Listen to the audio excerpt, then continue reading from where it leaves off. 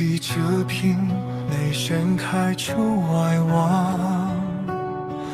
望到鬓边刚唱起诉长存，闻名万载不醉尊严，为永久记得南齐人民之间。蓬森之国，小国国民力纷攘，自然无畏，名望产力不张扬，治理宽热，尽量要放，西冲阵无力，抗衡暴虐强扬。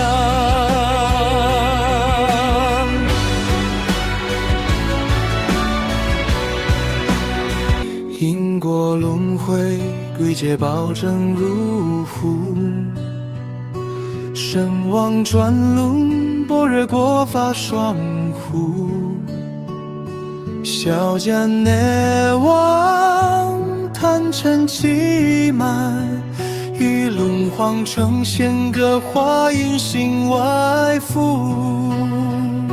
内圣外王民支开心体通，正道自道断裂尊做大贯通，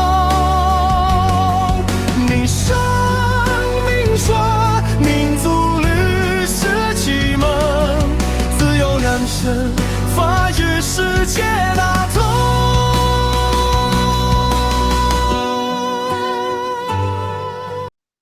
各位朋友，大家好，歡迎咧嚟聽我哋中西聽我哋咧係哲學多星道呢個節目啊，咁就係我劉貴標，咁另外咧就我個 partner 啦阿曾瑞明博士。你好，大家好。係，咁咧就今日咧我哋係去到我哋第4個系列嘅第6個專題啦咁係講中國傳統政治思想咁我哋講到最後一個專題啦咁呢個咧就係黃宗羲即係離州嗰個咧就係明二代講錄我哋上一個專題咧最後尾都即係都有再提翻啦我哋最後一講講黃離州明二代講錄咁咧就或者都簡單講一講就係黃離州即係佢嘅隔少少啦即係佢嗰個生平同埋佢嗰個咧係咁咧就黃離州嘅太空到離州咁我今晚中國嘅傳統學界嘅習慣咧就即係叫翻去個號嚟㗎嗰個離州咁即係稱做離州啦咁咧佢就好似好多其他嘅大員咁樣咁又係思想家，又係小學家，又係教育家咁啦咁當然喺政治方面其實都係嗰個研究係相當之好㗎咁甚至有啲人認為係大喺整個呢個傳統政治思想上高咁另外咧，如果講起生平咧，其實有啲似我哋上次講黃泉山㗎咁都係一個儒者啦。首先，另外咧都係因為即係明末清初啦就係亡國嘅咁當時咧就好憤慨呢一方面亦都傷痛啦另一方面咧，佢真係好似好多清咁樣咧，好着重嘅嗰啲事咁所以佢都好似泉山咁樣，係參與一啲顏色革命嘅嗰啲我哋叫做即係革命或者運動嗰啲即係有加多落去做呢啲嘢㗎咁專咧就又係即係唔成功啦或者即係冇進境啦咁所以退而求其次就著書立說咁樣咁所以呢一方面咧就好似我哋上個專題講黃關咁嗱咁至於咧佢嗰本代表著喺即係社會政治方面咧明二代講好咁咧就其他生平事蹟咧就我自己都講過個人嘅取向呢方面就冇咁專門㗎咁呢方面如果叫翻名啦瑞明如果有咩補充可以補充一下啦咁咧就注述方面咧就明二代講錄我哋因為講社會政治方面呢本係名著啦同埋名著得嚟就可以話名著中嘅名著即係一講到中國傳統講政治思想咧咁去到近代嘅時候就差唔多必讀嘅一本啦即係冇人唔講冇人唔提㗎即係好多時寫到即係中國近代作嘅時候必讀嘅一本啦咁啊，但係其實佢嘅哲學都好內㗎，即係黃彌洲啊，因為佢係即係嗰啲黃門後學嘅嗰啲，即係追隨者嚟㗎。咁對於心學嗰個推廣亦都係有好大力度㗎，同埋佢嘅著述都係好有哲學嘅水準㗎嚇。咁亦都認為係代表人物嚟㗎，孟子詩說啦、破邪論啦，或者佢編嘅《明儒學案》其實即係等於即係明代嘅哲學史咁樣啦嚇。以儒家嘅觀點為主啦嚇。咁咧，但係我哋因為講社會政治即係講政治啦嚇，再準確啲，咁就主要講《明夷待訪錄》啊。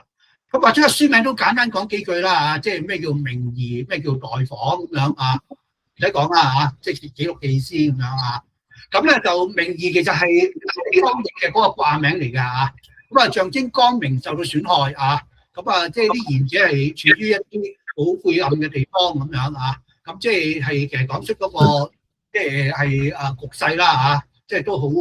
即係困壓嘅嚇。當時係元末清初啊，咁咧就呢個係意思啦，即係講即係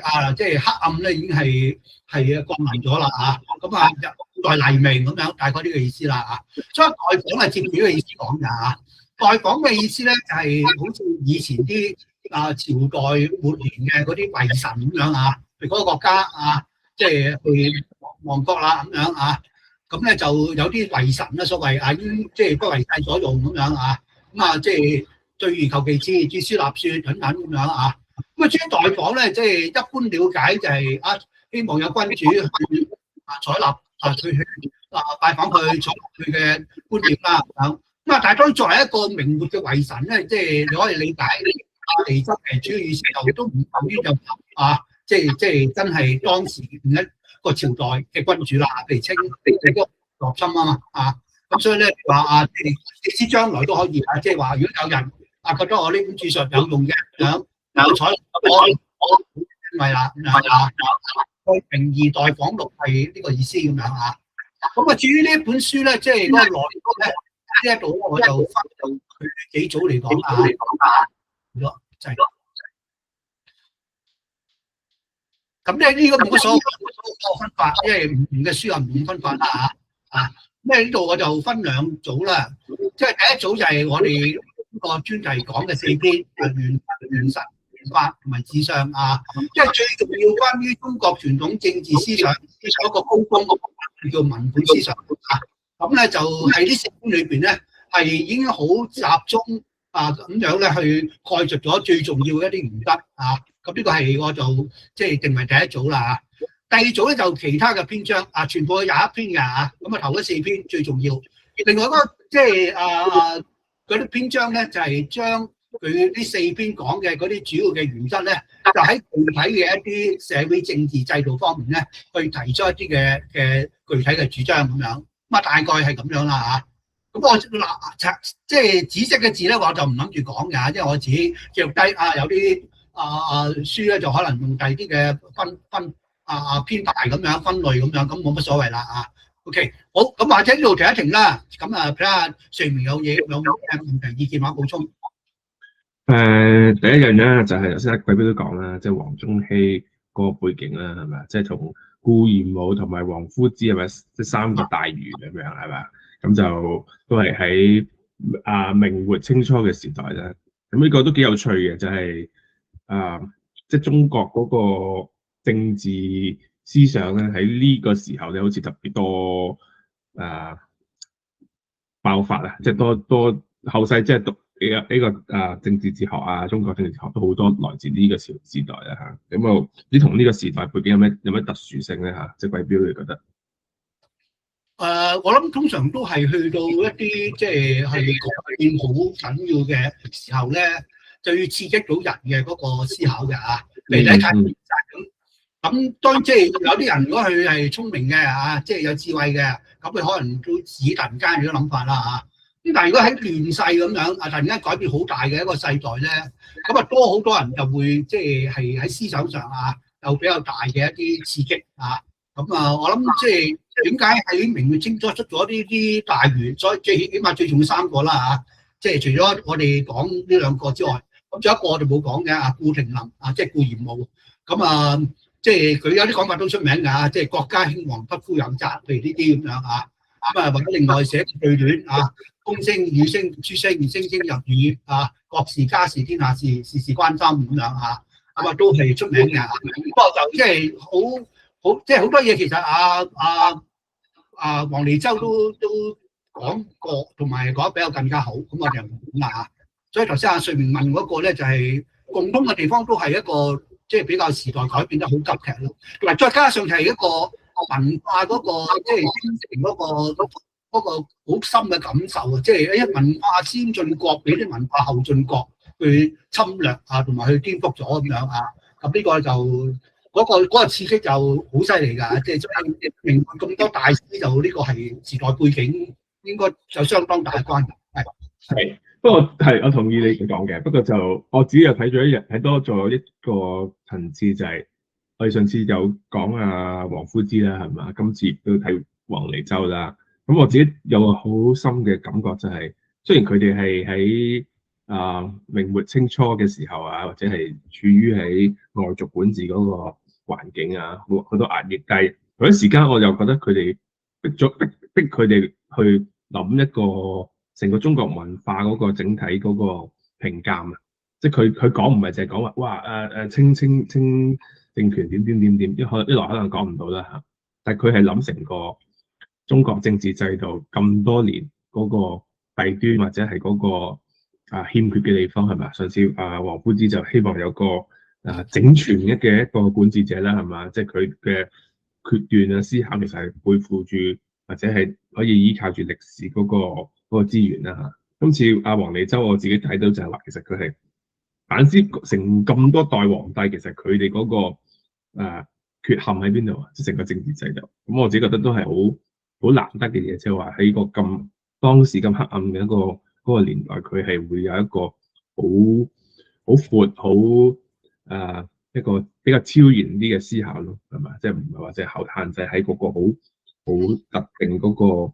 黑暗嘅歷史環境裏邊，即係呢個我自己有少少嘅讀後感嘅。係，當然同意因為頭先嗰個即係同你呢個根本係即係compatible㗎，即係好黑暗或者改變好大咁樣，咁都會即係諗下以往有啲咩唔妥當咧咁樣咁另外咧就係有啲咩可以改進咧咁樣咁當然有密切關係啦OK， 咁或者我繼續落啦如果冇即係新嘅問題或者補充咁樣咁咧就我哋先就翻本書嗰個最初部分咁呢個叫題詞啦，喺原書嗰度。咁題詞咧就其實係古代一個問題啦，由我哋今日所謂序言preface 嗰類嘢咁咁嚟講呢本書講啲乜咁樣話呢本書有咩嘅對自己對呢本書有咩嘅期望諸如此類咁樣或者多謝啲咩人咁。即係好似我一般寫 preface 咁樣啦咁但係咧呢一個題詞咧，即係都可以幫助我哋理解成本書個宗旨嘅。雖然頭先題解上簡單講過啦咁但係嗰個比較即係籠統一啲嘅咁即係黃梨洲咁究竟本書究竟想講啲乜咧咁樣？咁呢個題詞咧開頭已經大體講出嚟啦大體講出嚟啦，咁我自己咧就歸結呢一度咧我就引文咧就一間引本書即係我又分咗啲即係編號咁樣啦咁一陣間先講引本書啦咁咧就呢一段咧就其實所有書都一樣咁樣第一段咁樣啦咁咧因為時間問題，我就只係講埋啦譬如呢一段咧，佢係即係就頭先講我頭先我哋都講過嘢啦即係好痛心疾首嘅不過佢具體嘅一個反省咧，就係話犯法嘅問題佢覺得係上古開明之治，咁呢個就係話所謂三啦。咁呢個其實傳統儒者多數都係有種講法當然咧，即係如果你話唔好處就係好似講到古代先好呢個好。咁係呢個就可以理解嘅，即係話冇咁科學性啊嘛嘅嗰啲嘅喺中國文化嚟講係咪西方啦所以嗰時咧就好籠統嘅即係對古代歷史特別係上古嗰啲咧仔細嘅記載變咗嗰時咧好多嘅嘢就會上入去古代古嘅咁樣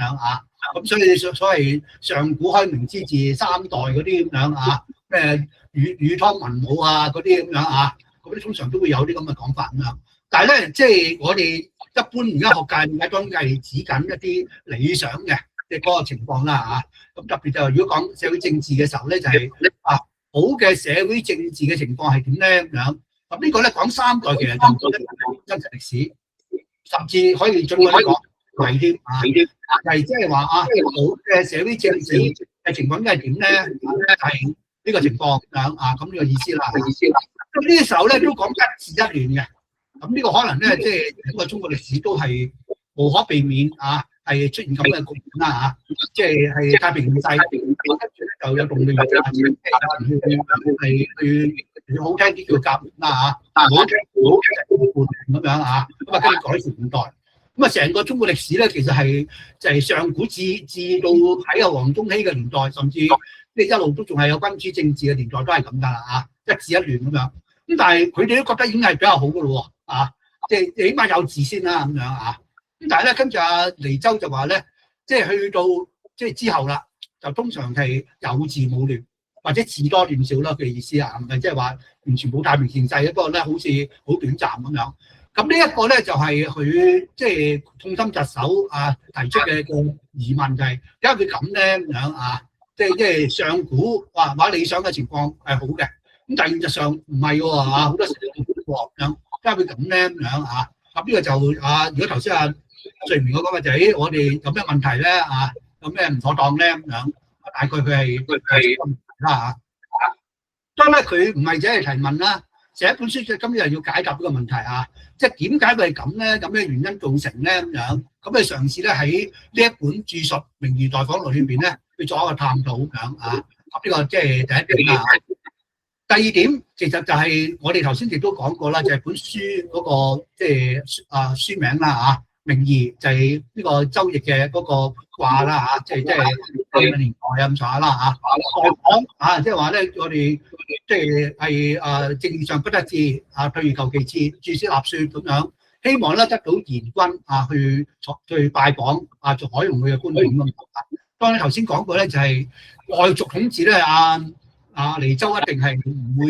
即係再從事㗎，咁呢個就係以往啲儒者嗰個你叫一個氣節啦即係侵略我哋咁樣，顛覆我哋咁，冇理由同為佢服務咁樣，所以呢個待訪唔一定係，甚至講真佢唔係添即係話呢啲清嘅君王揾佢，事實上好似都啲好似佢清朝嘅君主揾佢去收拾嘅，後來都有㗎，佢拒絕咗㗎，咁所以呢個待訪嘅唔係真係有個君主去揾佢，特別嗰個年代啦即係就係希望佢嘅即係著述咧係俾人哋察覺到咁樣採用咗咁令到咧係社會政治嘅情況會變得好啦咁樣回復翻即係三代嘅嗰個即係開明之治啦咁樣OK， 咁呢個就係呢本書嘅宗旨啦。好啦，或者呢度有停一停先，睡眠有冇問題意見？暫時冇嘅。好，我再落啦咁講兩篇啦我講頭嗰兩篇啦咁咧就我都係用我自己中意嘅方式啦，就係選一啲重要嘅原文跟住咧去詮釋咁樣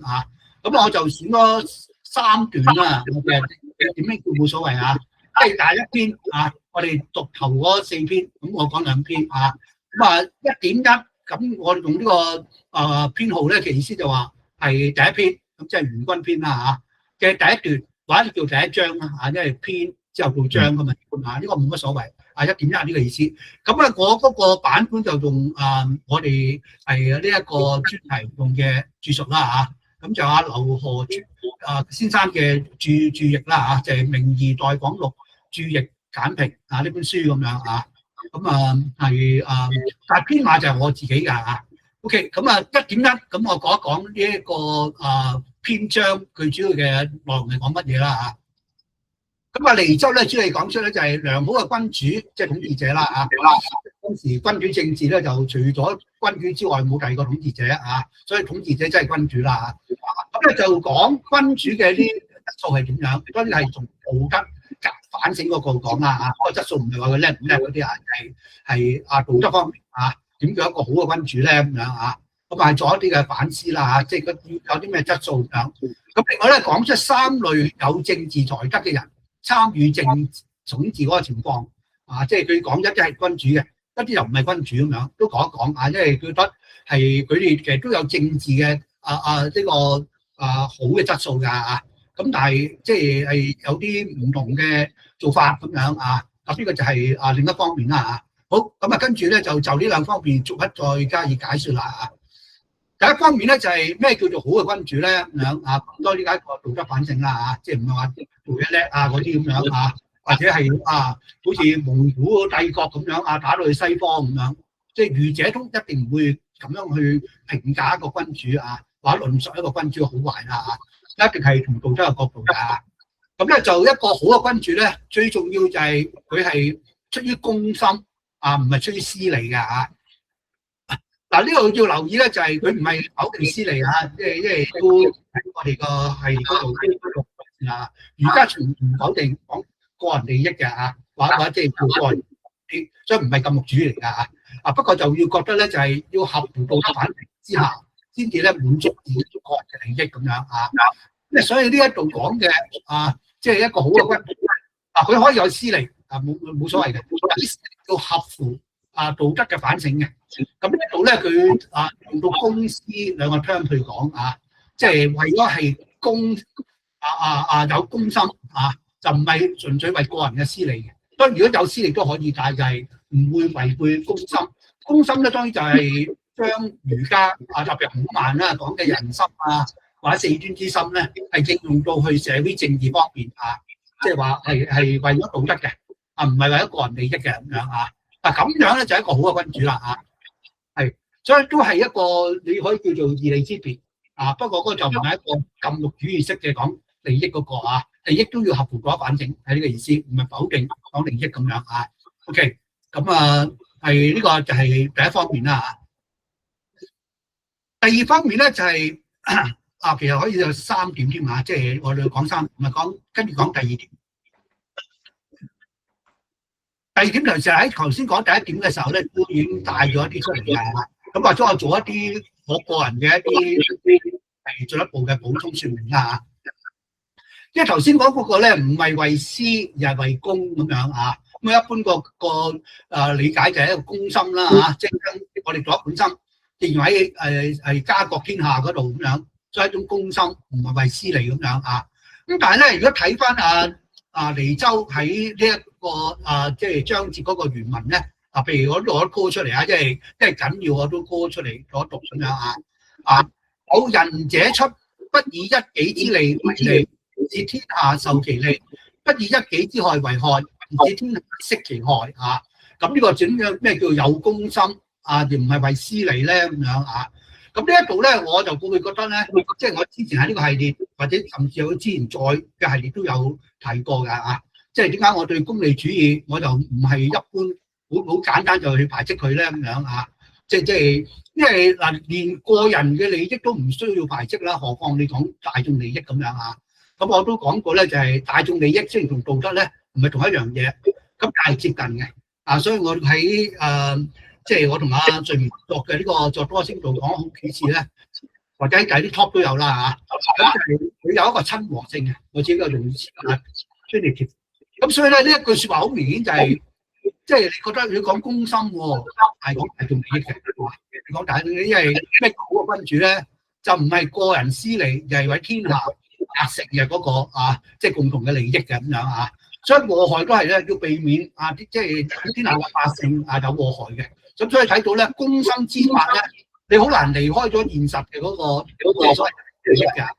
所以咧，我就即係你必須用到好傳統一啲作嘅用語去討論啦。譬如我之前雖然提過話譬如咩中人嗰原則，覺得可能即係太過專門但係簡單啲講唔難理解嘅。意思就話，我哋講一個咩叫好嘅君主，佢能夠係將即係我哋攞本身人出嚟咧，其實好多時睇到佢係為人民。唔係為自己嘅，而為人民好似好虛嘅，即係話為人民啲乜咧咁樣即係因為係特別道德思考可以好複雜噶嘛，唔同嘅處境、唔同嘅情況咁樣咁就講大眾利益。所以我覺得就即係一般嚟講啊，即係你當然你講你個目的咧，合乎大眾利益咧，一般嚟講都有係嘛？所以我成日都話啲講公德咁樣啊。所以咧一個咧係好有好着重公德嘅人，通常都好有道德咁樣，可以咁講㗎。不過咧有啲某啲處境係就需要分辨嘅啊。咁呢個儒家講義之辨，其實喺地方佢呢度又睇到一個例子咧，其實好多嘅。點解我會話而家唔係唔講大眾利益㗎咁樣？我同阿 Sir 講過啦，有啲人就會覺得唔係喎，儒家咁就係講義利之辨嘅啫喎，唔會承認功利主義喎咁樣。好有啲講法啊！呢個我又引阿瀛洲呢一番説話，因為咩叫公德先？好虛㗎嘛，係嘛？咁咧，但係一般嚟講，嗱我哋唔理啲特別嘅情況啦嚇，都係為人好嘅咁樣，能促進咗人嘅利益嘅攞好處嘅咁樣，通常都係追求一本心嘅啊。咁所以咧就即係點解喺西方當代功利主義仍然咁盛行？甚至好似並駕齊驅啊，同呢個咧係講義務啲啊。咁我覺得好重要嘅原因就係好接近啊。雖然佢唔係一致，當然有啲情況係合乎公理，但係損害啊，即係道德嘅人好明顯有啦，係嘛？譬如喺民居發電廠咁樣，核電廠兩個國家即係有利益啊，你家着重咗，但係對嗰班人唔公平咁樣係嘛？咁呢啲又唔好啦嚇。或者係懲罰無辜者呢啲西方哲學成日討論嘅一啲事例咁樣嚇，咁都合乎大眾利益可以唔道德嘅咁樣嚇。咁但係起碼就係你睇到儒家係即係當佢哋講即係去到社會政治方面係即係嗰個大眾即係謀利益咧，其實佢哋都係唔單止唔排斥唔抗拒，甚至好多時佢愛嚟作為一個重要嘅一方面啦嚇。OK， 咁呢個我嘅一個進一步嘅話。頭先瀛洲講嘅説話，最後咧就係講話有3類政治有才德嘅人參與政治嘅情況啊。其實瀛洲想講乜咧？就係佢先講過3類嘅有政治才德嘅人啦嚇。譬如有一啲就係許攸啊、毛剛嗰啲，即係有才德嘅。不過咧，佢哋覺得太辛苦啦做官，所以唔做，佢隱居咁樣嚇。即係有人揾去做官都唔做，甚至做皇帝添啦嚇，即係讓天下於佢都唔做啦嚇。咁呢個第一類，第二類嗰啲咧，即係入有知者咁樣做皇帝，咁但係後尾做禪讓咁樣嚇。咁禪讓呢度咧就好似喺呢個係如果提過嚇，呢個通常都係比較神話式嘅嚇，即係冇乜出現過㗎，即係通常都係即係世襲㗎嘛，血統關係㗎嘛嚇。有冇邊個皇帝即係禪讓俾其他皇帝咧咁樣？咁上古都係傳說㗎，即係歷史度唔係好可信嘅嚇。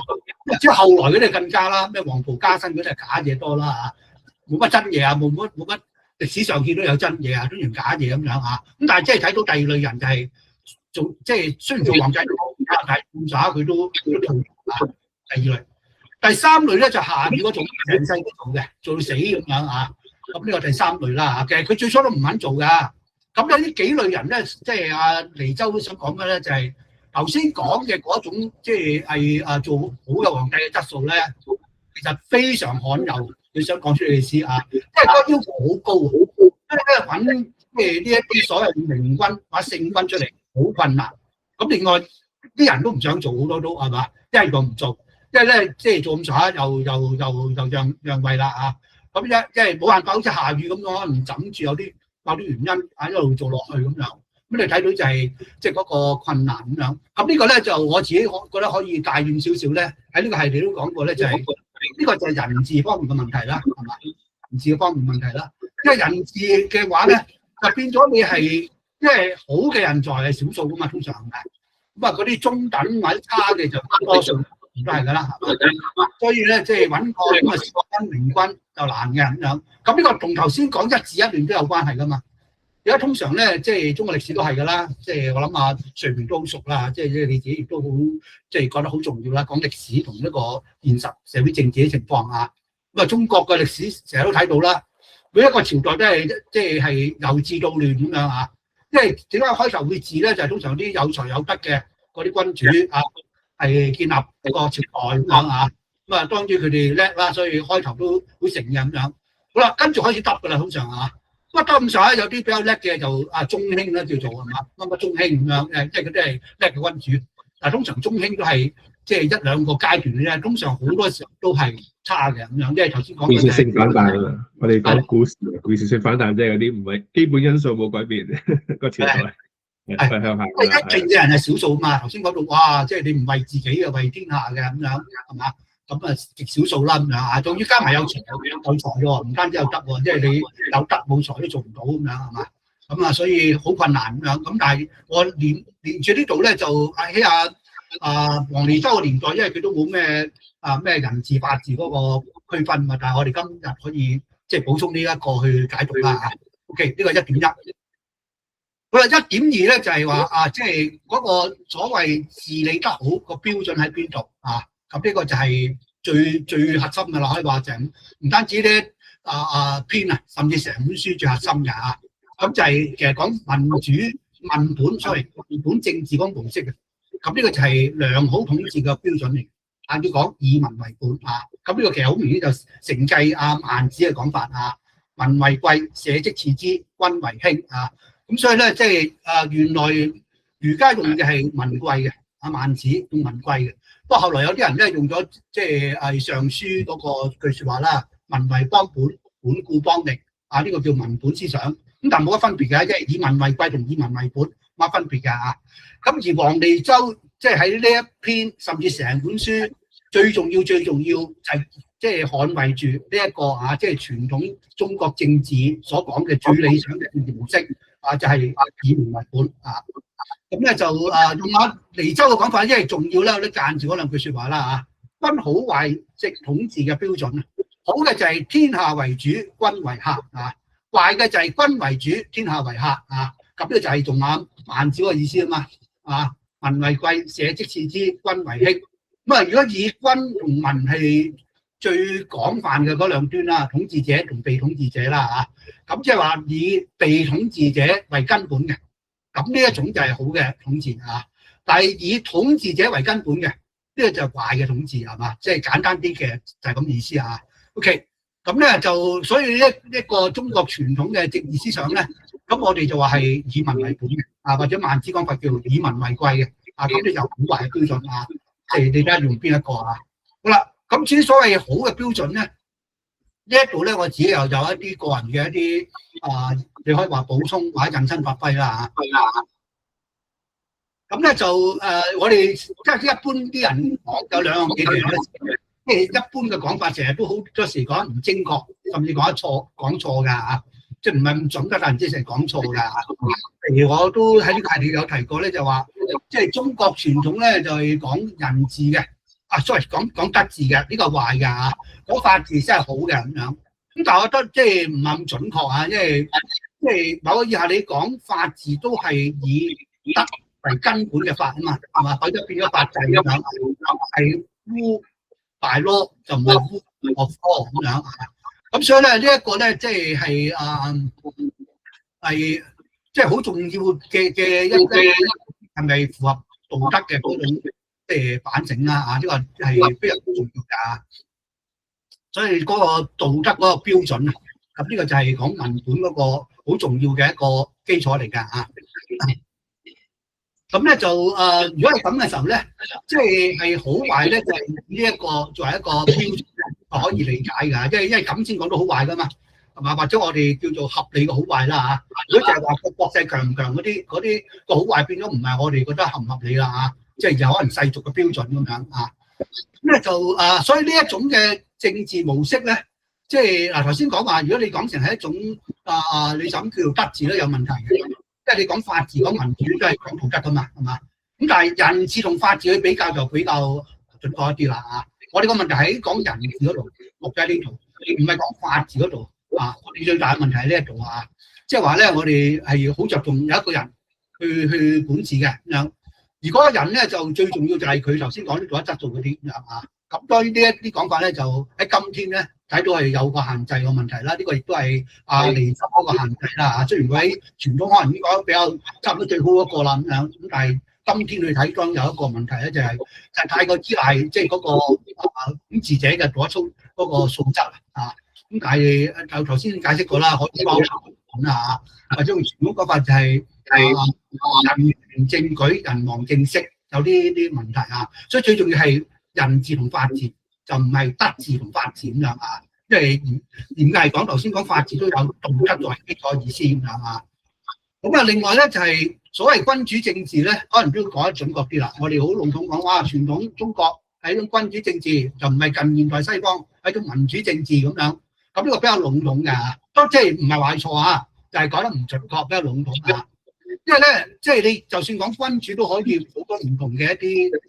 係階位啦，或者用呢個 term 啦，或者層級啦，因為有啲講得比較好噶嘛，有啲講得比較冇咁好噶嘛，係嘛？咁而中國傳統呢一個咧，即係都幾多學者，中西都係啦嚇，即係認為講得比較好嘅。咁所以有啲學者將佢咧就類比於西方講嘅一種所謂開明嘅專制，係嘛？即係如果要近現代講咧，當然民主就開明啦嚇，專制就係唔開明啦嚇。咁但係唔係就係得兩極噶嘛？或者中間嗰一啲係兩者都有，或者未去到最好嘅咁樣啊。咁咧就係呢個所謂開明專制啊。開明專制咧，其實即係等於講話比較好嘅一種君主嘅政治。咁中國傳統嗰種比較好咧，就因為佢係用阿尼州講話就係天下主君為客啊，即係統治者唔係主體，被統治者先係主體咁樣。咁呢個咧又就我自己理解解釋下點解會咁啦，即係好似你將道德嘅好壞建基喺人數嘅多寡喎，統治嘅人數越多越好咁樣，咁呢個同道德有乜關係咧咁樣？咁呢個咧我自己如果你問我作解釋就係咁樣啊，即係當然唔係純粹人數嘅問題，係嘛？即係當然如果講仔細啲就係我知道好多講嘅民主三義嗰啲啦嚇。但係如果簡單啲講咧，我可以去答呢個問題。有乜關係咧？係嘛？即係被統治者呢個係多嘅人啦嚇，所以 rule by people 就係好即係指多數嘅人啦嚇，或者專少數啦咁樣，或者一個啦咁樣嚇。咁嗰個唔係單止數目嘅問題，而係有第一就係頭先啱講嗰個所謂公心，你點樣表現咧？好多時你睇下係咪為天下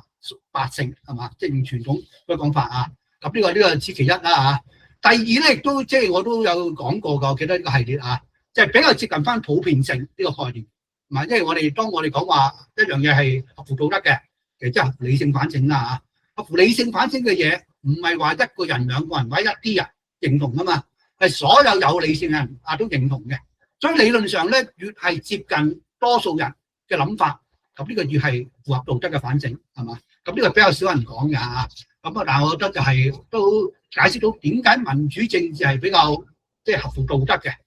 合乎理想嘅一種嘅統治嘅模式咁樣嚇。OK， 咁呢個就1.2啦嚇。好，跟住我講埋1.3啦嚇，因為我主要係選3個篇章嘅啫，跟住到呢個元神篇啦嚇。1.3咧就尼州咧，佢係批判儒學嘅末流，所以呢度咧又似阿船山嘅，所以我覺得咧佢哋呢啲即係明末清初嘅大儒咧，係強過即係中期嗰啲。中期啱我都講完一個啦，就係講下大震，即係大東元啊。咁當然再等而下之就係顏理學派嗰啲啊，因為佢哋咧真係批評儒家，佢哋唔係好分到啊。好慢咁講埋啲三綱五常嘅嘢，講埋啲三從四德嘅嘢。咁呢個唔係而家有啲人咁講，有喺清代中期都有啲人咁講，因為儒家就講啲嘢啦，三綱五常即係講埋啲即係君要臣死，臣不得不死；父要子亡，即係子不得亡。因為你孔子講君君臣臣父父子子啊嘛，咪講呢啲咯。講完全人冇晒個人嘅自主性啊，係附屬於個君主嘅咁樣。咁但係王尼修又好，或者之前我哋講王船山又好，佢哋分得好清楚。呢一啲只係一啲儒學末流呢個就係即係一般學界用嘅字眼啦嚇。咁但係尼州佢叫小儒。上次我哋講船山叫君主儒啊嘛，即係嗰啲偽君子嗰啲，根本就係君子，但係其實唔係嘅。個偽意思未必係用心即係欺騙嘅，就係自己搞唔清楚咁樣嚇。嗰啲人令到儒學扭曲咗，所以咧嗰個即係差嘅原因啊，即係點解每況愈下咧，甚至明代會亡國咧？原因唔在於儒家，所以同後來一啲即係我覺得係完全唔了解儒家嘅嗰啲人嘅講法啊。當然有啲可能矯枉過正，或者有啲人可以為咗做勢嘅嚇，譬如喺543文化運動嘅時候，得你批判傳統，特別批判儒家啦嚇，即係所有壞嘅嘢都係儒家咁樣。當可能佢哋有需要嘅，即係好重要一個文化主流嘅思想。你要講民主嘅時候，咁可能你即係以佢作為一個即係稻草人咁樣打倒佢咁樣，好似係啊，我哋先至去提出新嘅一啲思想咁樣嚇。咁但係啲講法好有問題㗎嘛，係咪？因為如果真係了解儒家嘅作觀點咧，雖然佢未進至去民主嗰度，但係就唔係絕對專制啊嘛。啊，呢個喺呢個系列都講好多次咁樣啊。咁而頭先講阿瀛洲又好，或者船山又好，呢啲大儒好頭腦好清醒嘅，佢哋唔會批判程朱、批判陸王啊，或者批判孔孟更加唔會啦嚇，即係孔孟批判你唔係一個儒者啦嚇。咁而好多時咧就話好差喎，越教每況愈下喎，就因為有啲咁嘅人啊嘛，小儒、君主儒呢一班人。咁呢個就等於譬如馬克思啊，即係就叫好嘅一套哲學嘅思想喺社會政治方面特別係啦嚇。點解好多時我哋覺得好專制、好獨裁咧？唔係馬克思講啲嘢啊嘛，而係好多唔識馬克思嘅人，或者識啲唔識啲，或者借馬克思嚟限佢專制獨裁嗰啲人，亂講一通嘅係嘛？即係咁樣嘅馬克思咧，當然好專制獨裁啦。所以咧，我諗我同阿瑞明都成日都聽啲人講，哇，馬克思極權到不得了，即係就好難頂嘅。即係如果你即係好仔細睇馬克思，同啲人好難對話，因為一聽馬克思咬牙切齒啊！講到你搞錯啊！你乜個即係去推崇嗰啲呢啲咁嘅獨裁者、專制者咁樣。咁但係其實同儒家個批判一樣㗎嘛。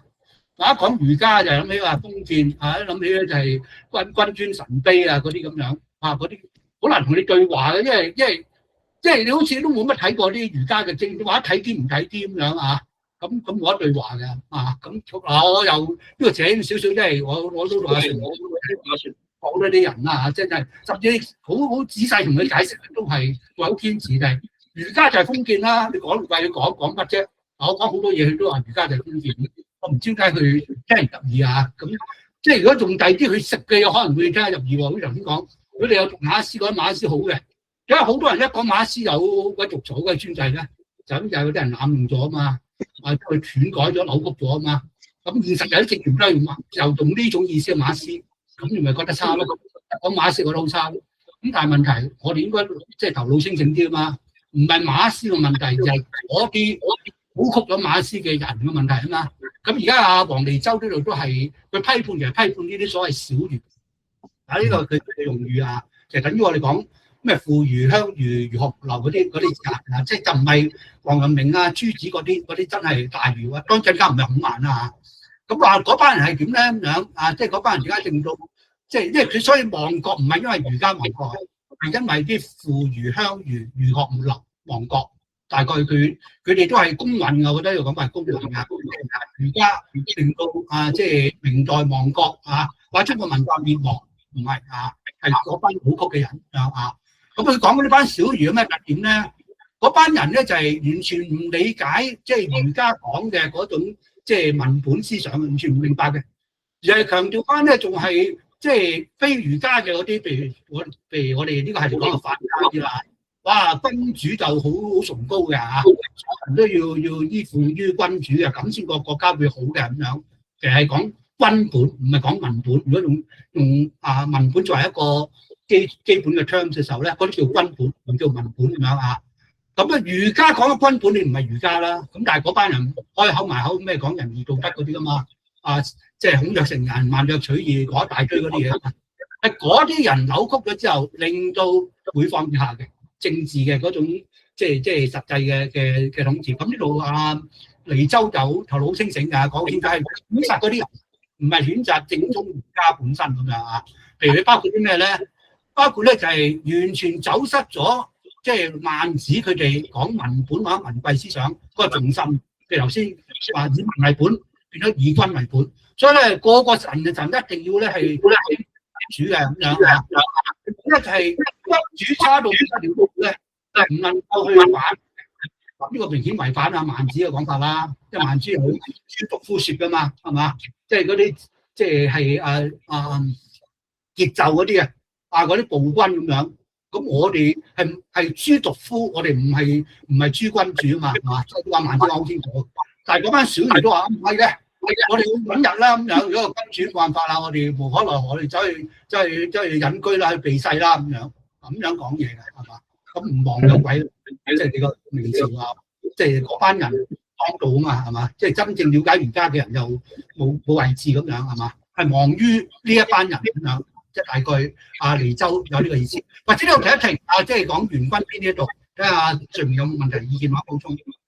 好啊，兩點先啦。第一點就頭先都同意阿貴標講嘅，就係對嗰個名詞嘅了解啦，係嘛？儒學、儒家、儒者，話咁多個朝代，咁多種唔同嘅面貌係嘛？但我哋好多時候就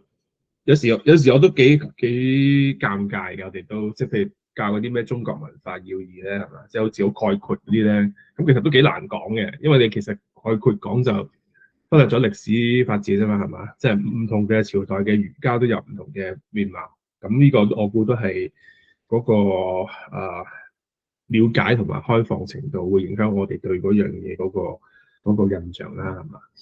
咁同馬克思都一樣嘅啫。我哋有一個系列都同大家講過馬克思嗰個唔同嘅面貌啦，係嘛？即係有人民主義嘅馬克思，有阿列治德式嘅馬克思，係咪？都有革命式嘅馬克思。其實馬克思係點嘅面貌，其實都真係不容易去講。咁但係如果你淨專制獨決裁咁啊，真係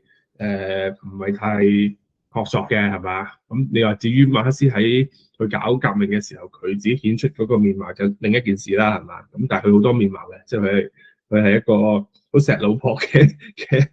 一個學者嚟嘅，係嘛？學人嚟嘅，咁真係好多面貌。咁睇下我哋以一個咩心態去處理呢啲事情啦，係嘛？我哋中意概括嘅係嘛？概括有好處嘅，易搞啲啦，係嘛？但係就扭曲就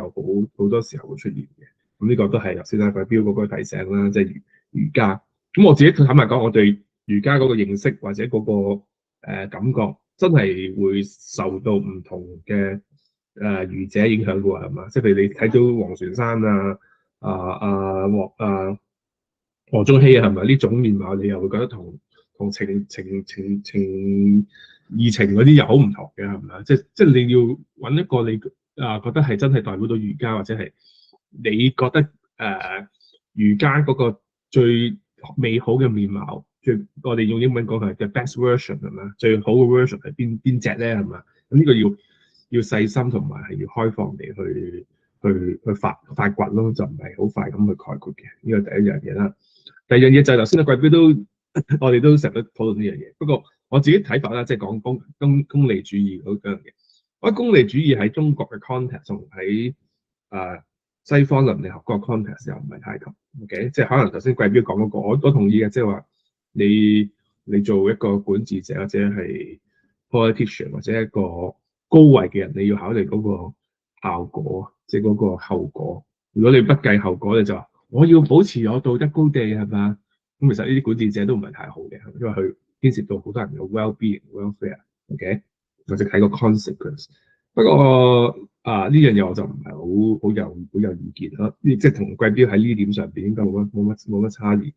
不過就西方 context 嗰個功利主義、效益主義其實就幾牽涉到嗰個個人同集體嗰個張力，